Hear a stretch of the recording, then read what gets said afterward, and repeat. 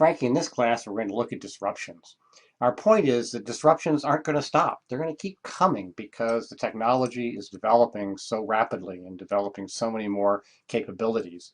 And it's important to remember that one firm's innovation is a disruption for many other firms, at least potentially so. So reviewing our definition, as disruptive technology is innovation that is so good and so compelling that everyone abandons their current way of doing things and flocks to this new disruptive technology. Should we be against them? Well, our point all along has been no. Disruption is the basis for progress. Schumpeter talked about creative destruction in a capitalist economy. The old ways go out and new ways come in. We've seen cycle after cycle of innovation and disruption leading to more progress. We get new products and services, and for many people, they enrich life. Been a lot of historical disruptions beyond technological ones that we've talked about. The horse versus the horseless carriage, that was a major disruption. Propellers versus jet aircraft. Cellular phones versus landlines. Tablets versus PCs. All of these are changes that probably the vast majority of people in retrospect would say have been very positive. So we're going to begin and look in this video at something called cloud computing, which is a disruptive technology for many, many people. Going back in history, the very first mainframe computers, IBM and the others, were leased. And then the manufacturer said, all right, we will sell the computers to people. By the time mini computers and PCs came along, people were buying them. They weren't leasing them for the most part. Cloud computing is a service, and we'll explain in a little bit what that service is. But the service model is old. Years and years ago, IBM owned a company called Service Bureau Corporation. So if you couldn't afford a mainframe computer, or you had just occasional use for one, or you needed extra capacity, you went to a physical building that was SBC, and they had computers there, and you could use them for a price. Following that, in the 1960s and 70s, there was a movement towards something called outsourcing, where a company would say, we're not going to manage our IT anymore. And an outsourcing company would buy their mainframe computers. The outsourcer would generally set up a computer center that had a lot of capacity in it, and have its customers execute their jobs in that computing center. And outsourcing is still around. There are outsourcers there who will provide that kind of service for you.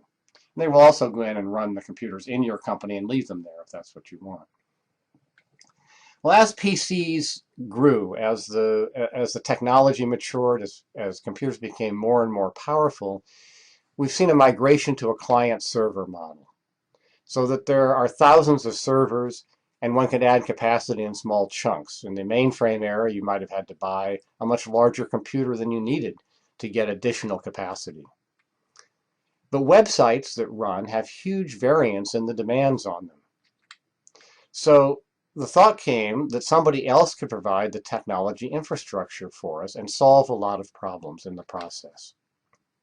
So why the cloud? Well, the cloud is a large collection of service provided by somebody.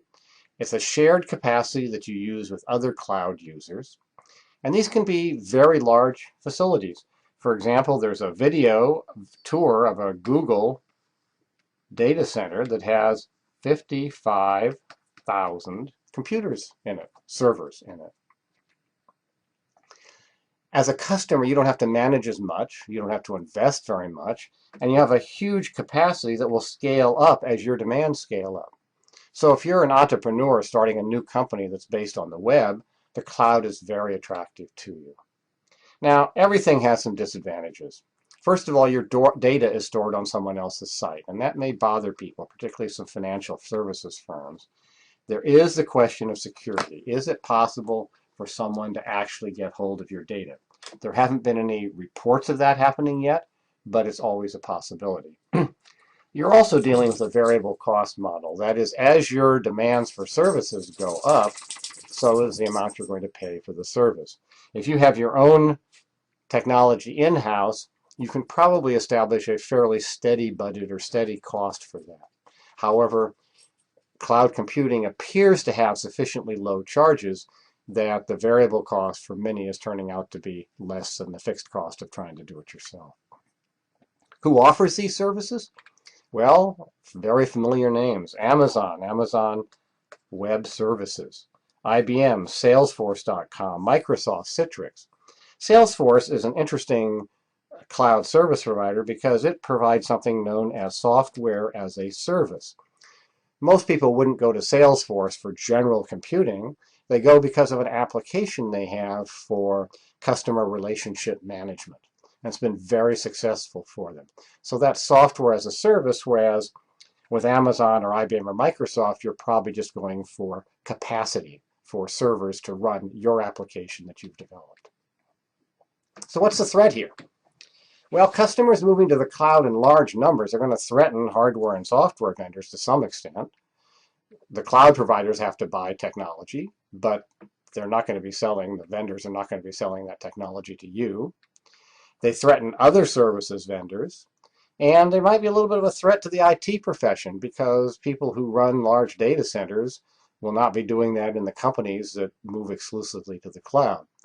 So I think today there are a fair number of companies in transition. So you have them with internal IT and you have them using the cloud for certain applications.